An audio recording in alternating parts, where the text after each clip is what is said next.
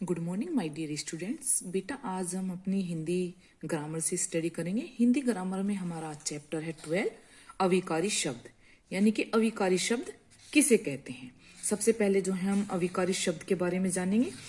जो शब्द लिंग, वचन, कारक, काल आदि से प्रभावित नहीं होते, यानी कि जिन पर जो है कोई प्रभाव नहीं पड़ता, वे अविकारी शब्द कहलाते हैं। इन्हें अव्यय भी कहते हैं। पहले हम ये डेफिनेशन अच्छे से समझेंगे।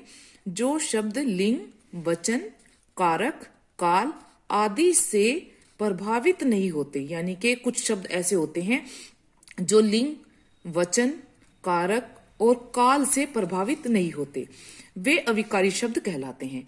अब इन्हें हम अव्यय भी कहते हैं। तो ये तो हुई हमारी जो है अविकारी शब्द की परिभाषा। फिर है अव्यय के 5 प्रकार होते हैं। कौन कौन से? क्रिया विशेषण, संबंध बोधक, समुच्चय बोधक, विस्मयादि बोधक और निपात। तो इसको जो है हम अलग अलग पार्ट में करेंगे सबको। तो आज हम सबसे पहले इसमें से एक पार्ट लेते हैं, क्रिया विशेषण। तो हम क्रिया विशेषण में जानते हैं। आज अचानक माँ रसोई घर में जोर से चिल्लाई। जो पिंक वाले शब्द हैं हम विशेषकर इन पर ध्यान देंगे। वे थोड़ा घबरा गई थी।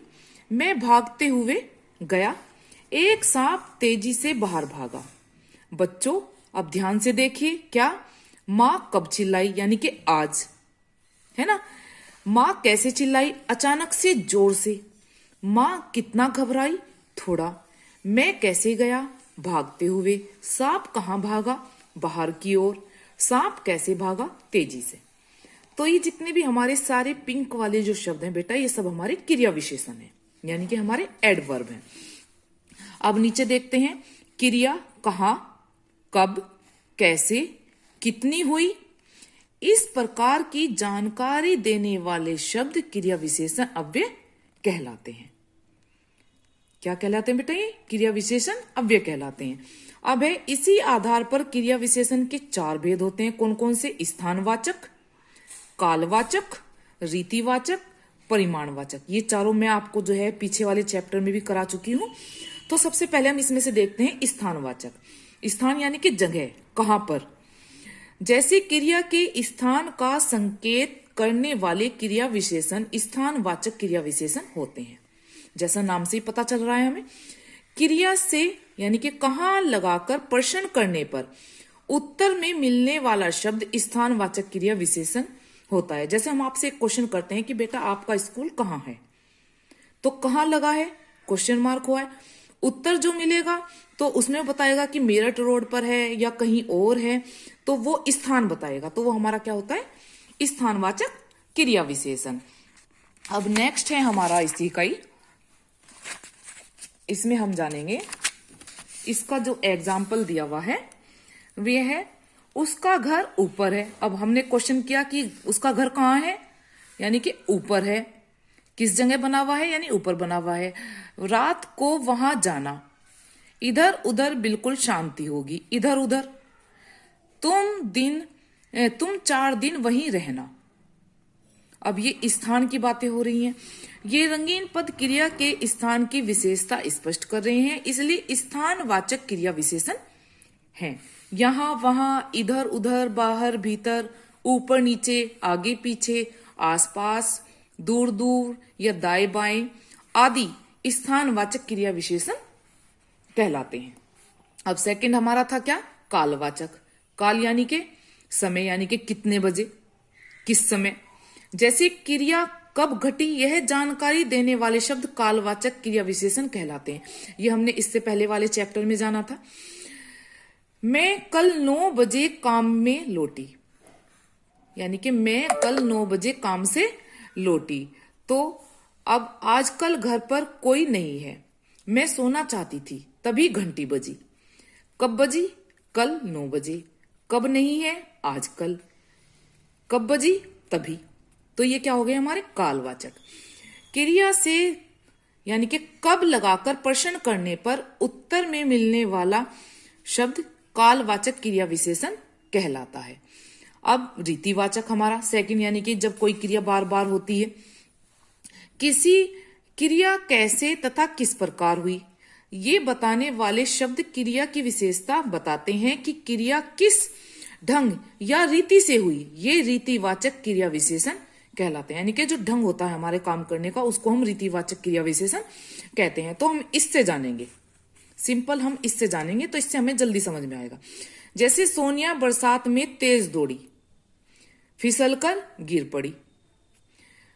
फिर जोर से रोने लगी, यानी कि कैसे दौड़ी, तेज, कैसे गिरी, फिसलकर, कैसे रोने लगी, जोर से। तो ये हमारी क्या हो गई, ये हमारी रीति हो गई है। फिर एक क्रिया से, इसमें जो है हम कैसे प्रश्न लगा करने पर उत्तर में मिलने वाला शब्द रीतिवाचक क्रिया विशेषण होता है। जैसे हम कहें कि बच्चा कैसे रो रहा था, तो हमें उत्तर में क्या मिलेगा कि बच्चा जोर जोर से रो रहा था, या बच्चा तेजी से जो है चल रहा था। तो इस तरह के यदि हम क्वेश्चन करते हैं तो जवाब भी हमें उसी तरीके से मिलता है। अब हमारा यहां आता है बेटा, धीरे धीरे, जल्दी, तेजी से, सहसा, है ना, अचानक, मुस्कुराकर, ध्यानपूर्वक, हंसते हंसते, पढ़ते पढ़ते आदि रीतिवाचक क्रिया विशेषण कहलाते हैं या होते हैं। फोर्थ है हमारा परिमाणवाचक, जिसमें यानी कि हमने नापतोल जो है पढ़ा था। पेड़ बहुत हिल रहा था, वह थोड़ा झुक भी गया है, लगता है इसकी जड़ें कीड़ों ने खूब खा ली हैं। अब थोड़ा, बहुत, ज्यादा, अधिक, कम, है ना, तो ये सब हमारी किस में आती हैं, परिमाणवाचक में। जैसे हिल रहा था, कितना, बहुत, झुक गया है, कितना, थोड़ा, खा ली है, कितनी, खूब या बहुत। बहुत, थोड़ा, खूब पद क्रिया कितनी हुई, इस बात की जानकारी दे रहे हैं। तो परिमाण में हमने आपको बताया था बेटा, मात्रा अभी आती है हमारी, यानी कि निश्चयवाचक परिमाणवाचक और अनिश्चय परिमाणवाचक में। यानी कि यदि हम अनिश्चय कहेंगे तो बेटा उसमें तो हमारी यही शब्द आएंगे, थोड़ा, बहुत, ज्यादा, कम। और यदि निश्चित आएगा तो उसमें जो है हमने बताया था आपको कि kilo, 2 kilo, 4 litre, 5 litre, metre, ये सब चीजें आती हैं उसमें। तो क्रिया के परिणाम यानी कि नापतोल की जानकारी देने के कारण ये परिमाणवाचक क्रिया विशेषण कहलाते हैं। क्रिया से यानी कि कितना या कितनी लगाकर प्रश्न करने पर उत्तर में मिलने वाला शब्द परिमाणवाचक क्रिया विशेषण कहलाता है। यानी कि जो हमें उत्तर मिलेगा वही हमारा जो है क्या होगा, क्रिया विशेषण होगा। और यहाँ हम पढ़ रहे हैं परिमाणवाचक क्रिया विशेषण, यानी कि यहाँ भी वही बात है कि कितना, कितनी लगाकर यदि हम किसी से कोई प्रश्न कर रहे हैं, उसके बदले में जो हमें वो उत्तर दे रहा है, तो वो हमारा परिमाणवाचक क्रिया विशेषण कहलाएगा। जैसे थोड़ा, ज्यादा, बहुत, फीकी, इतना, उतना आदि परिमाणवाचक क्रिया विशेषण होते हैं। अब एक विशेषण और क्रिया विशेषण में अंतर, अब इस दोनों के बारे में हम अंतर जानेंगे कि विशेषण क्या होते हैं और क्रिया विशेषण क्या होते हैं। अब जैसे ये दिया हुआ है, सीमा थोड़ा थोड़ा चलती है, मुझे थोड़ा जूस दे दो। अब यहाँ इनकी डेफिनेशन समझेंगे। पहले वाक्य में थोड़ा चलना क्रिया के लिए प्रयुक्त हुआ है, जबकि दूसरे वाक्य में जूस संज्ञा के लिए विशेषण संज्ञा और सर्वनाम की विशेषता बताता है, जबकि क्रिया विशेषण क्रिया से पहले आता है तथा उसकी विशेषता बताता है। यहां से हम समझेंगे क्रिया विशेषण क्रिया से पहले आता है और उसकी विशेषता बताता है। अब नीचे देखो, कुछ शब्दों का विशेषण और क्रिया विशेषण के रूप में प्रयोग। विशेषण और क्रिया विशेषण के रूप में प्रयोग कैसे है, जैसे यहां से समझेंगे। विशेषण और क्रिया विशेषण दोनों दिया हुआ है। एक सेंटेंस हमारा जो है विशेषण का है, दूसरा हमारा क्रिया विशेषण का है। जैसे रोहन अच्छा लड़का है, तो यदि हम क्रिया विशेषण में बात करेंगे, लिंग, वचन, कारक सब हटाएंगे, तो यहां हमारा क्या आएगा, वह अच्छा गाती है या वह अच्छा लड़का है। कुछ फल रखे हैं, तुम ले जाओ। कुछ खा लीजिए, ऐसे मत जाइए। ज्यादा उपदेश मत दो। अब क्रिया विशेषण, ज्यादा खा लिया, पेट में दर्द हो गया। तो यानी कि क्रिया और विशेषण दोनों को यहां पर हम बहुत ही आसानी से समझ सकते हैं। अब हमारा आता है इसी का ही नेक्स्ट, खूब, यानी कि तुम खूब परिश्रम किया करो। आज मैं खूब नहाया, तो क्रिया की। अब है कम, मुझे चाय में कम चीनी चाहिए, ये हमारा विशेषण हो गया, क्रिया विशेषण। तुम कम बोलते हो, तो एक बार फिर से यहां इसका रिपीट हो रहा है बेटा। क्रिया की विशेषता बताने वाले शब्द क्रिया विशेषण कहलाते हैं। क्रिया कहाँ, कब, कैसे और कितनी हुई, इस बात की जानकारी देने वाले शब्द स्थान, काल, रीति और परिमाणवाचक क्रिया विशेषण होते हैं। देखो इसमें पूरे चैप्टर की बात यहाँ पर बता दी गई है। अब यहाँ हम इसका क्वेश्चन देखते हैं, क्रिया विशेषण किसे कहते हैं, इसके भेदों के नाम बताइए। ये हमने जो है बेटा फर्स्ट पेज पर ही देखा था, तो यहाँ हमारी इसकी डेफिनेशन भी है और जो है इसका आंसर भी है। तो यहाँ देखिए क्रिया विशेषण किसे कहते हैं, यानी कि जो शब्द लिंग, वचन, काल आदि से प्रभावित नहीं होते वे अविकारी शब्द होते हैं, इन्हें अव्यय भी कहते हैं। तो ये तो हमारा अव्यय हो गया, लेकिन हमने पूछा है कि क्रिया विशेषण, तो हम यहां से करेंगे क्रिया कहाँ, कब, यहीं से लिखेंगे आंसर। क्रिया कहाँ, कब, कैसे, कितनी हुई, इस प्रकार की जानकारी देने वाले शब्द क्रिया विशेषण अव्यय कहलाते हैं। तो इसके कितने भेद अब है, इसी के आधार पर क्रिया विशेषण यहां से लिखेंगे। क्रिया विशेषण के 4 भेद होते हैं, स्थानवाचक, कालवाचक, रीतिवाचक और परिमाणवाचक। अब ये हमारा क्वेश्चन नंबर 1 हो गया है। अब सेकंड क्वेश्चन है हमारा कि विशेषण और क्रिया विशेषण में अंतर बताइए। विशेषण और क्रिया विशेषण में अंतर, ये हमने यहां पढ़ाया अभी। विशेषण और क्रिया विशेषण में अंतर, पहले हम यही लिखेंगे सबसे ऊपर, उसके बाद में हम लिखेंगे, ये यहां से लिखेंगे हम पूरा का पूरा, यहां से करेंगे। विशेषण संज्ञा और सर्वनाम की विशेषता बताते हैं, है ना। यहां से ना हम करके हम इसको यहां से लिखेंगे। पहले जो है इसके एग्जाम्पल लिखेंगे। पहले वाक्य में थोड़ा चलना क्रिया के लिए प्रयुक्त हुआ है।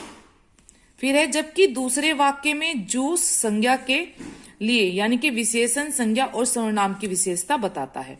जबकि क्रिया विशेषण क्रिया से पहले आता है और उसकी विशेषता बताता है। तो ये हम जो है पहले यहां से ये दोनों जो है एग्जाम्पल इसके यहां लिखेंगे बेटा। पहले हम यहां से लिखेंगे इसको, विशेषण संज्ञा और सर्वनाम की विशेषता बताते हैं। फर्स्ट नंबर पर हम यहीं से ही लिखना स्टार्ट करेंगे कि विशेषता बताते हैं। जबकि क्रिया विशेषण क्रिया से पहले आता है तथा उसकी विशेषता बताता है। इसके बाद हम जो है ये मैंने यहां एरो बनाया, इसके बाद में फिर ये एग्जाम्पल हम यहां इसके नीचे लिखेंगे। क्लियर, यहां से हम आंसर लिखेंगे पहले। चलिए अब हमारा थर्ड क्वेश्चन आता है, कुछ ऐसे शब्द बताइए जिनका विशेषण तथा क्रिया विशेषण दोनों में प्रयोग किया जाता है, यानी कि दोनों में ही प्रयोग हो, जैसे अच्छा, कुछ, ज्यादा, खूब, कम आदि शब्दों का प्रयोग विशेषण तथा क्रिया विशेषण दोनों में ही किया जाता है। ये हम इसका आंसर यहां से लिखेंगे। अब इसकी एक्सरसाइज देखते हैं। दिए गए वाक्यों में पहचान कर बताइए कि रेखांकित पद विशेषण है या क्रिया विशेषण। जैसे यहाँ ये अंडरलाइन है, तो यहाँ मैंने इसको बताया है कि विशेषण है या क्रिया विशेषण। बाजार में बहुत भीड़ है, तो ये हमारा विशेषण है। उसने पार्टी में ज्यादा खा लिया, तो ये हमारा क्रिया विशेषण है। ये अभी हमने पीछे पढ़े भी हैं। थोड़ा खाना स्वास्थ्य के लिए अच्छा है, तो ये विशेषण है। कुछ लोग वहां खड़े हैं, ये हमारा विशेषण है। तुमने कुछ खाया क्या, तो क्रिया विशेषण हो गया है। अब सेकंड एक्सरसाइज है हमारी, क्रिया विशेषण शब्द रेखांकित कीजिए, है ना, तथा उसका भेद भी बताइए। अब जैसे यहां दिया हुआ है, आज शाम यानी कि अचानक विक्रम जी आ गए, तो ये काल तथा रीतिवाचक है। अब है वह चौंक पड़ा और देखा कि गांधी जी सामने खड़े हैं, तो सामने जो है ये हमारा स्थान हो गया है, स्थानवाचक।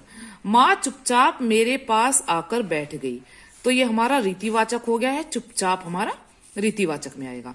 वह धीरे धीरे हंसने लगा, ये भी हमारा रीतिवाचक है, अभी हमने आपको बताया, तो धीरे धीरे हो गया है। मैं आप लोगों को अभी बताऊंगा, तो ये हमारा कालवाचक हो गया है, यानी कि अभी। फिर है उन्होंने रोते हुए कहा, रोते हुए, तो ये हमारा रीतिवाचक हो गया है। अब नेक्स्ट है हमारी थर्ड एक्सरसाइज, रेखांकित पदों के क्रिया विशेषण भेद के नाम बताइए। अब जो रेखांकित है तो इनके हमें भेद बताने की, किस भेद से संबंध रखते हैं। माँ ने कहा इधर उधर देखकर सड़क पार करना, तो ये हमारा स्थानवाचक हो गया, इधर उधर। विवेक ने दिन रात लोगों की सेवा की, तो ये हमारा कालवाचक हो गया है, दिन रात। तुम इतनी जोर से क्यों चिल्ला रही हो, जोर से, तो ये हमारा रीतिवाचक हो गया है। माँ बहुत कम बोलती है, बहुत कम, तो ये हमारा परिमाणवाचक हो गया है। पापा वहां पहुंचकर चिट्ठी लिखेंगे, वहां, ये हमारा स्थानवाचक हो। जैसे अभी हमने ऊपर वाली एक्सरसाइज की है, सेम इसी तरीके से हमारी ये एक्सरसाइज है। आप थोड़ा सा खा लीजिए, तो थोड़ा सा ये हमारा परिमाणवाचक हो गया। अब हमारी आती है इसकी लास्ट एक्सरसाइज, एक्सरसाइज नंबर 4। रिक्त स्थानों की पूर्ति उचित क्रिया विशेषण शब्दों से कीजिए। जैसे शिक्षक के सवाल पूछने पर छात्र इधर उधर देखने लगा, ऐसा ही करते हैं बच्चे। प्रधानाचार्य जी अभी विद्यालय आ रहे हैं। क्लियर। हास्य कविता सुनकर वह हंसते हंसते लोटपोट हो गया। प्लेट में उतना खाना ले जितना आप खा सके। पटाखों की आवाज सुनकर कुत्ता भीतर छुप गया, क्योंकि वो डरते हैं पटाखों से। तुमने बहुत खराब व्यवहार किया था, इसलिए वह अब नहीं आएगा। क्लियर। ये हमारी एक्सरसाइज यहां क्लियर हो गई है। तो हमें क्या करना है, all exercise do in notebook. तो ये हमें सभी एक्सरसाइज अपनी नोटबुक में करनी है। अब इसके जो पार्ट है बेटा, अब इसको जो है हम पार्ट में करेंगे। जैसे संबंध बोधक आएगा अभी हमारा, इसमें विस्मयादि बोधक है, निपात है, कई हैं इसके, तो इन सबको हम पार्ट में करेंगे। इसको हम पार्ट सेकंड में करेंगे, नेक्स्ट वीडियो में करेंगे इसको। ओके बेटा, गॉड ब्लेस यू।